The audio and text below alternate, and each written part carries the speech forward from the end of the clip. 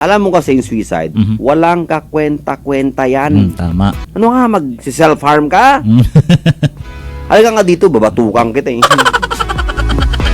Self-harm ka dyan. Alam mo ba, kung ilang ulit, no? Oh. Paulit-ulit gawin para lumabas ka lang. Tapos sabihin mo sa akin, mag-self-harm ka, mag-suicide ka lang. Ay, nako, Snake. Alam mo kung akong tatay mo, Snakes, no? Sana pinutok na lang kita sa unan.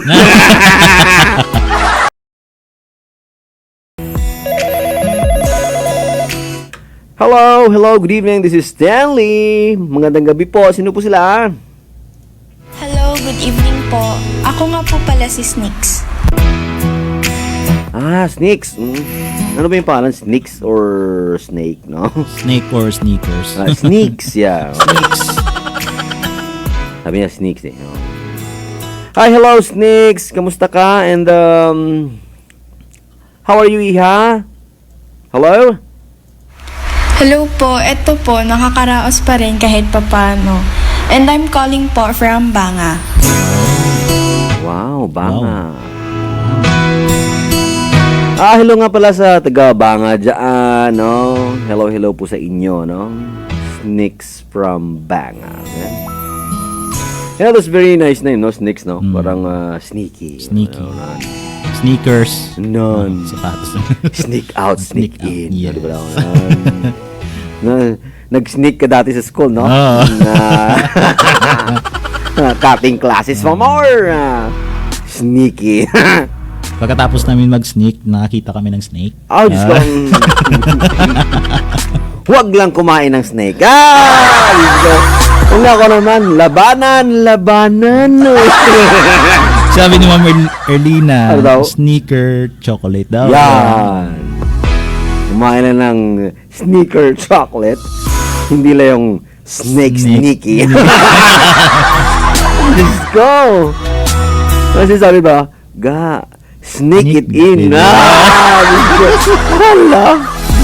Labanan mo yan, ha? Diba, sa mga Ilonggo pa, hala, diretso.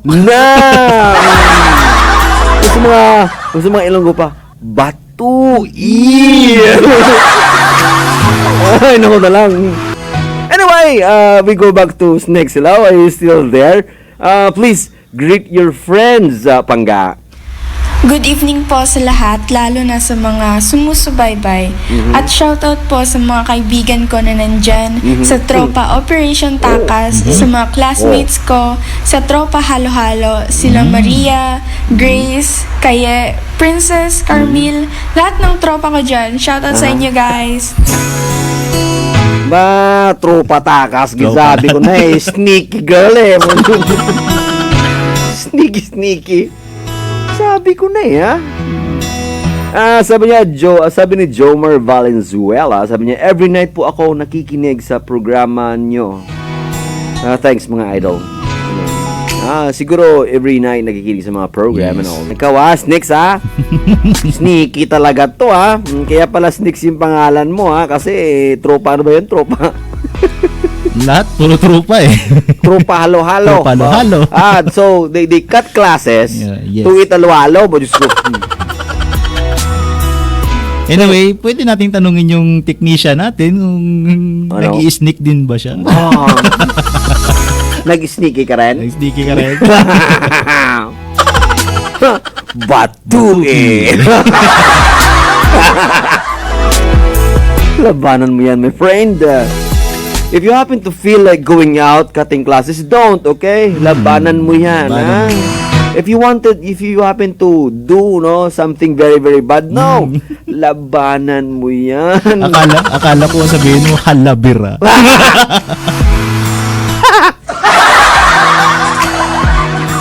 Diyos ko. So, may problema ka sa naman? Sa mental health? Ang mental ngayon may health na, no? Ba talaga? Super. Mental, di ba? Health. Ano ba? Kaya nga pala may mental hospital. Yung nga naisip ko kanina. Yung nga naisip ko kanina eh. Hindi. We'll try to make fun of it, Yes, okay? yes. But we truly understand, of course, mental health. It's just a new, actually, paradigm in terms of... No offense. Yeah, no offense, okay? So, medyo delikado yun. Siyempre, alam mo yung mental health, yung it's a psychological, emotional turmoil of a person. Yeah.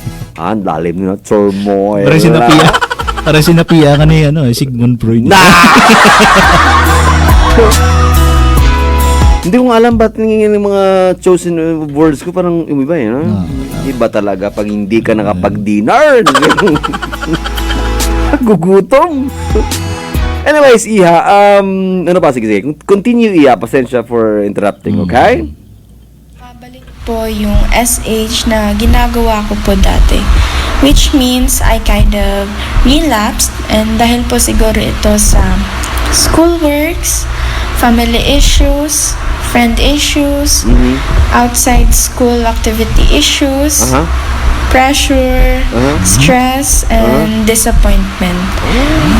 Disappointment sa self ko, lalo na sa performance ko within the school, outside school, and even at home. And then, dumadagdag pa sa isip ko yung mga insecurities ko. Like, mas lalo ko siyang napapansin. Okay. Which leads me to feel sad and also tired, making me feel drained, thinking of those negative thoughts. I know naman that thinking about those negative thoughts is not good for my mental health. But I just can't help it. My mind just goes and keep overthinking things. Okay. I really want to stop SH, but it somehow helps me avert or it prevents me from overthinking things. So I'm here seeking or asking for some advice or advices that could help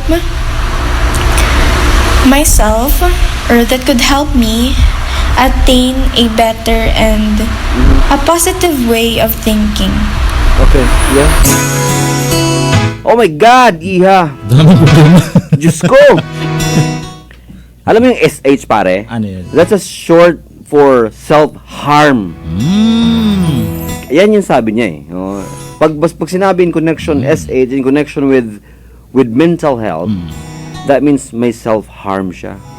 So, self-inflection siya, no? Katulad na lang ng paggaganong-ganon sa mga kamay niya. Laslas. Pag inom ng kung ano dyan. Basically, ang ending niyan is about suicide. Naku naman, Snakes, ha? Wag naman sanang, Akala ko masayang kang tao, Snakes, ha? Tapos, ano nga, mag-self-harm ka? Halika nga dito, babatukan kita, eh. Self-harm ka dyan. Parang feeling mo, ikaw may-ari ng mundo. Feeling mo, ikaw may-ari ng buhay mo. Kung ako, tatay mo, ako papatay sa'yo. Hindi, joke lang. Joke lang, Snakes. But anyway, yun ito part, no? Suicide. Tingnan mo nga yan. Parang ang lalim ng word na yan. Self-harm, ha? Ganyan. Parang lahat ng problema na na market niya na lahat ng mga problema. Yeah. Mental health. Nagka-problema siya. It's a kind of... Kasi iba naman yung mental disorder, di ba? Yes. Pero that starts from a very single particular binary, then it would explode, no? In the dimension of mental health, that could make you crazy. Alam mo kasi pare, walang may magsi-self-harm na medyo matino yung isip. Alam mo bakit? Bakit? Kasi built-in sa mind natin na magsusurvive tayo. Let's say for example, may lighter ka, no? No? Ganyan mo na ang kamay mo, no? Sindihan mo yung kamay mo. Automatic, pag naramdaman mo yung ilalayo mo yung kamay mo, di ba? Tama. That's a biological surviving factor natin. Yan at built-in sa utak natin. Now, if you're having this mental disorder, Iba na yun. self-harm ka. So, this means that your biological output towards your survival, it's kind of different. Parang na-detach yung ano mo. Yes. Na umiba yung formula ng sa utak mo, di ba? Kasi syempre pag bumigay yung utak natin, wala na. Pero Snakes, hindi namin sinasabi na crazy ka, okay? Kasi syempre may mga factors yan eh. Na, lagay muna natin. Means yung mental health, bakit anong kinalaman ng emotion dyan sa mental health? Because every emotion that we have is actually located dito sa mind, though. Yes, tama. Tawag nga pala dyan, hypothalamus. No? Yun na naman tayo sa hypothalamus. Diyos ko, saan naman nangaling yun? Diyos ko naman. So, this is actually the new phase of psychological actually identification and classification of what actually something having in our minds, that our minds could have this mental health. Therefore, mind is also supposed to be a mental food, di ba? May mental nutrients din tayo, di ba? How do we do that, di ba? I think siguro one particular thing that I have to suggest to you, Snakes, no, is that you need to have what we call a poverty of the mind. Ano ba yung poverty of the mind? This is actually a philosophical thought, no? According to your philosopher, no? parang na-reincarnate dito si Sigmund Freud. Ako nga pala yung anak ni Plato. No. What I'm trying to do is this, no? When you say poverty of the mind, Snakes, this is it, no? You have to feed your mind those positive things. You classify the information that you're supposed to take in your mind, no? And therefore, you have to train your eyes, your ears, your senses, di ba? Paano ba yan? Halimbawa, pag pumunta ka sa isang bagay, no? Tapos pumunta ka dun, alam mo may mangyayaring masama, pumunta ka pa. So, hindi mo na mapipigilan yung information na papasok sa isip mo. Yes, Kaya ka nape-pressure, di ba? Halimbawa na lang, yung kaibigan mo, nagbo-watch ng, halimbawa, ng porn, no? Halimbawa lang, okay? Para may clear examples tayo. Pag andyan ka sa kwarto ng friend mo, tapos nanonood siya, ang mga mata mo kasi, very curious yan. Titingnan yan. O, di ba? Hindi mo mapigilan yan, gumagano'n ka. No? Talagang titingin ka. Tama. Pag tumingin ka, hindi mo na mapipigilan ang information na toxic, papasok yan sa mata mo, papasok sa utak mo, and that makes you stress. Yun. So, kailangan lang natin malaman ang dapat nating malaman. Yan ang ibig sabihin ng poverty of the mind. No? Alam mo kasi yung suicide, walang kakwenta-kwenta yan. Tama. I mean, nagpakahirap ang nanay mo para ilabas ka. Hindi lang ha, mas mahirap nung ginawa ka. Labanan mo. Batui, sukol. Batui. Sukol. Totoo yan, ha? Akala mo, madali ka lang gawin? Mahirap. Ang hirap nun. Huwag tayong masus nito, ha? Batui. Minsan, nangangapa pa sa dilim yan. Yan! Alam mo ba kung paano sinubo? Diyos ko, wag. Labanan mo yun. Labanan mo. John Whiskey. Labanan mo. Ay, ba't ako lang dito? Ay, ako na lang. Actually, totoo naman yun, oh. Totoo naman. Alam mo ba, kung ilang ulit, no? Oo. Paulit-ulit gawin para lumabas ka lang. Tapos sabihin mo sa akin, magsi-self-harm ka, magsi-suicide ka lang. Ay, nako, Snake. Alam mo kung akong tatay mo, Snakes, no? Sana pinutok na lang kita sa unan. Labanan mo. So cool. Batui. Hindi totoo naman, oh. Maswerte ka, ha? Maswerte eh. Hindi ako ang tatay mo. Pag ako yung tatay mo, nako. Hindi ka siguro dito sa mundo. Your mother could have swallowed you. But number 1, kasalanan yan, okay? Number 2 is a complete waste of effort. Mhm. Kung bakit ka lumalaban dyan sa mental health na yan, because you wanted to survive. And you know what? Self-harm or getting suicide, in the end, no? It's all about quitting. Because you would not want to win the fight. Totoo yan, lumaban ka. Kaya, di ba, no? Batuin. Di ba? Ano man nga. Sabi nga nila, di ba? Totoo lang, tol. Oo. Kunami, duklon.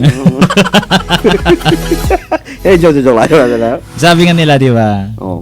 Every one of us is a winner. Yeah. Di ba? Alam mo ito. This is actually not a confirmed theory in terms of Yes. philosophy, no? No, when you happen to have your life, no? Kasi syempre, pag no DNA, no? Ano ba yan? Sperm cell, tsaka egg cell, no? Hindi lang yan mabubuhay. May soul dapat. Yes. And that makes the both DNAs alive, okay? So, ang soul na yan, that is only intended, created by God, okay? Para mabuhay ka, okay? And according to creation, we are created by tus, okay? Yes. Ano nang by tus? That's actually in philosophy, the meaning of better half, okay? Sabi ni Plato, no? Plato, kilala mo si Plato? Tito ko yun si Plato, hindi? Sabi ni Plato, we are made by tus, okay? Kasi yung tao, dalaw-dalawa yan, okay? Ang better half mo is actually your guardian angel towards, if you happen to translate that into, spirituality, ganyan yan.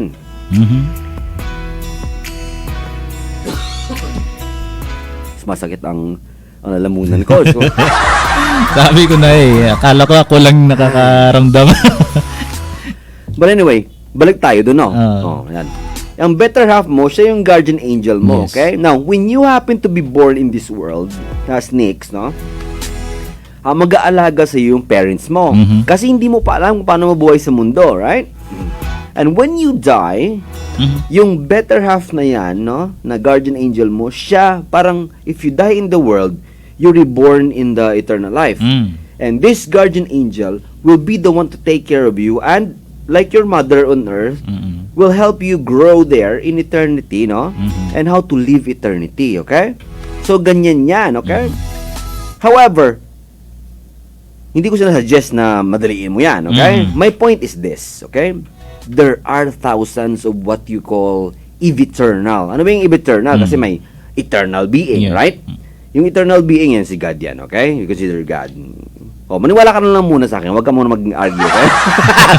Napag-google nga ako dito. The second is mortal. Kita yan. Tayo yan. Ha? Mortal being, okay? Paano pag immortal? That's some kind of other thing, ha? Immortal being are also called eviternal. Okay? Eviternal. Sila yung may existence pero walang body. That is why an eviternal person, such like we call it demons or angels, cannot have a body.